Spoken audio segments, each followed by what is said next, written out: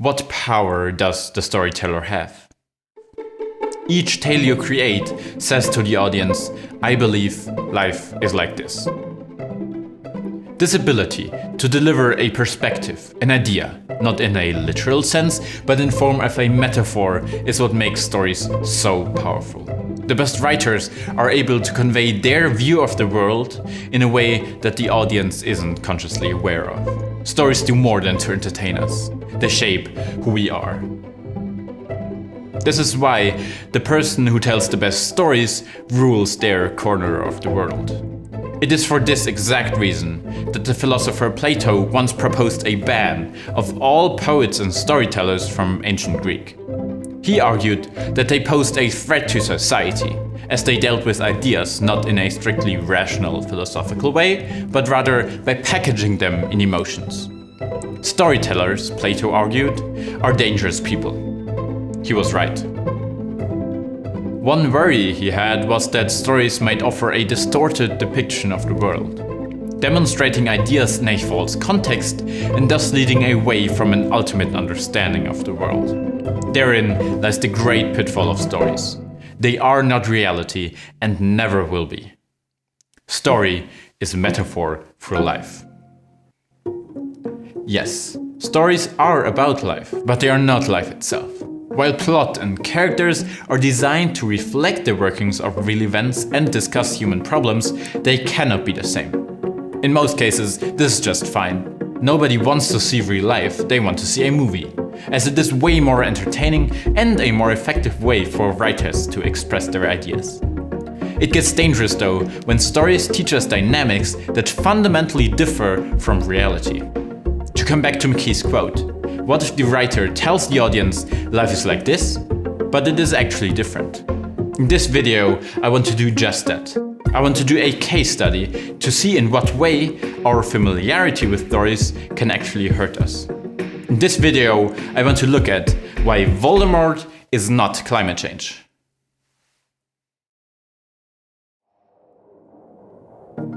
The difference between the two almost seems too obvious at first sight.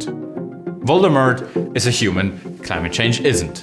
Voldemort is actively making decisions, climate change isn't. Voldemort has an evil plan, climate change hasn't. Voldemort is pretty unpredictable, climate change in some way is, and so on.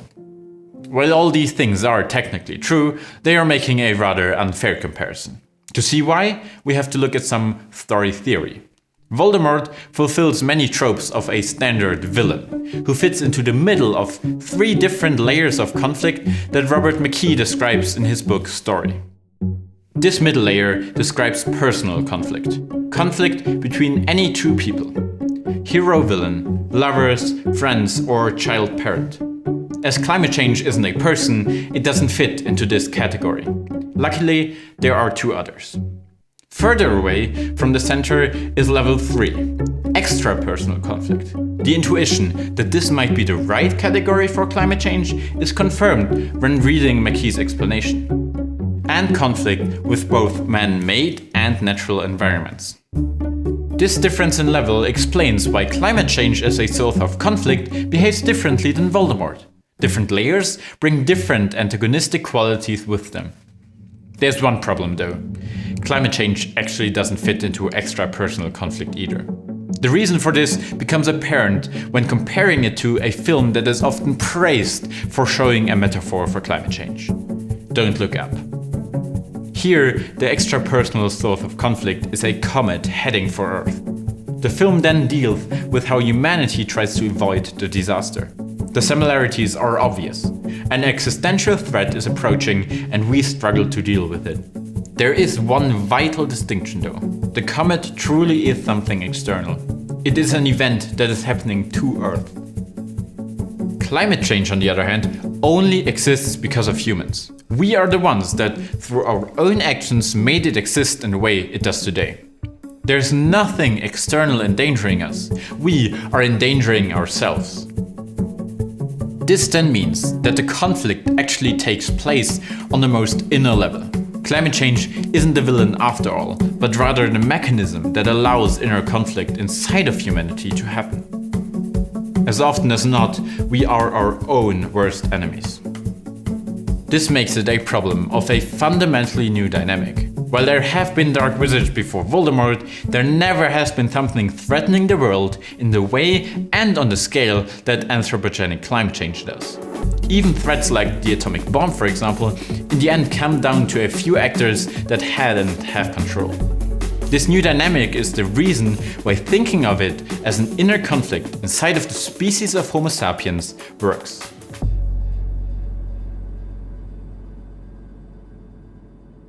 Now that we have come to the conclusion that climate change is no common story conflict, I want to examine in what ways relying on tools we have learned through reading Harry Potter is not the best idea when trying to mitigate the negative effects we have brought onto ourselves through climate change.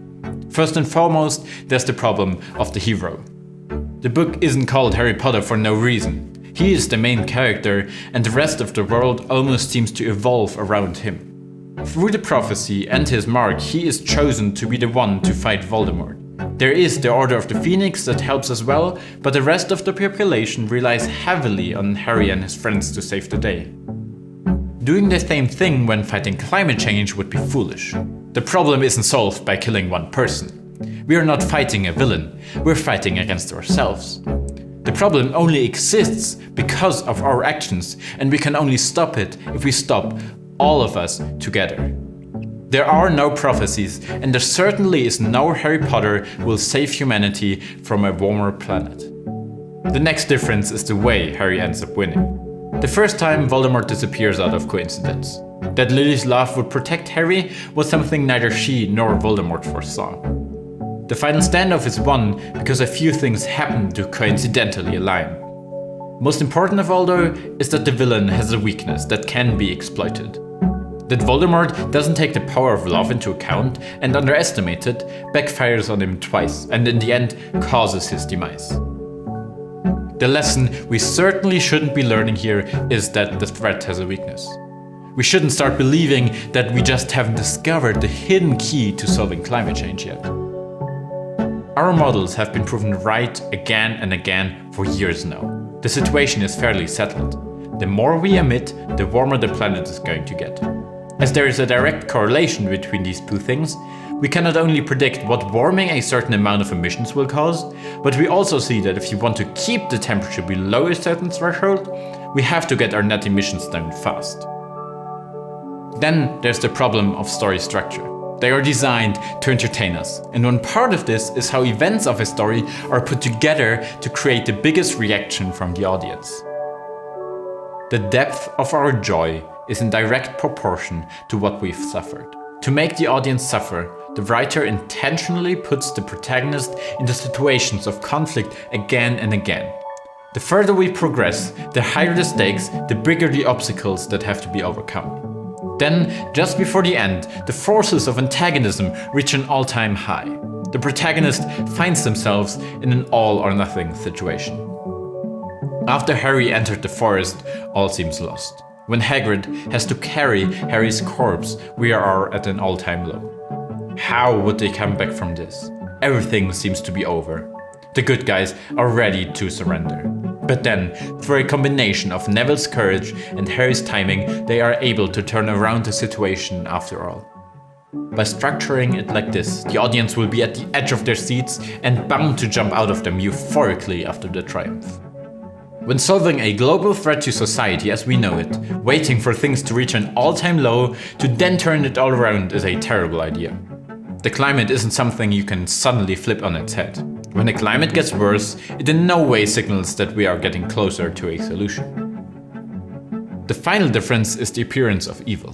While Voldemort is the obvious villain in Harry Potter, finding a similar evil force in our situation is a lot more complicated.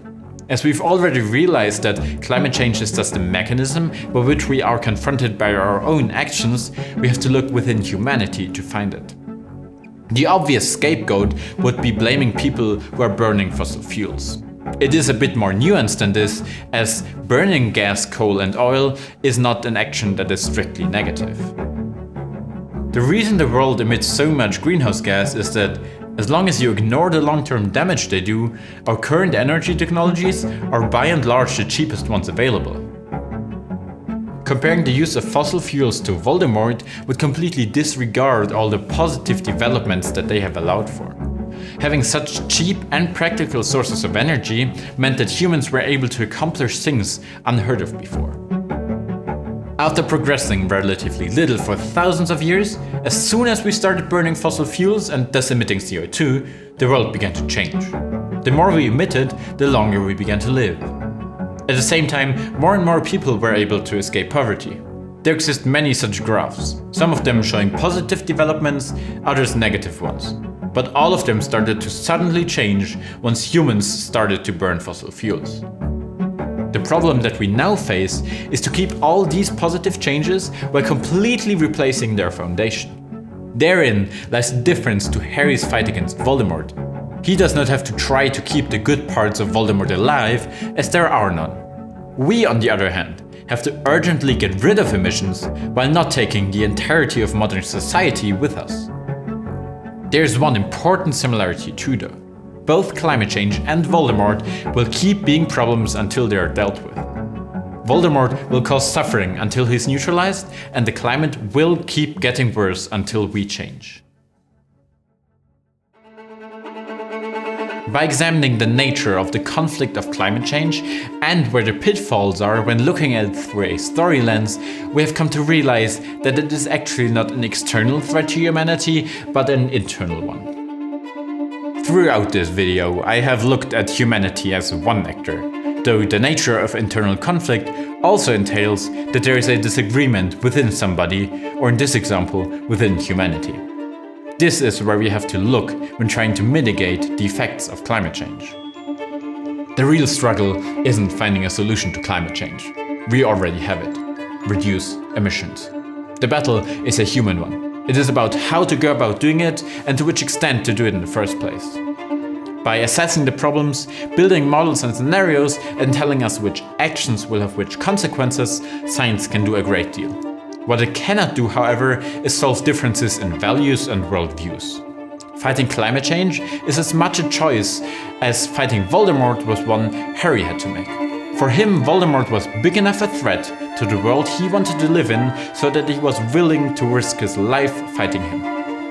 Taking a lesson from the story in this case might actually help. We should think about the world we want to live in and fight to make it reality. Thanks for watching.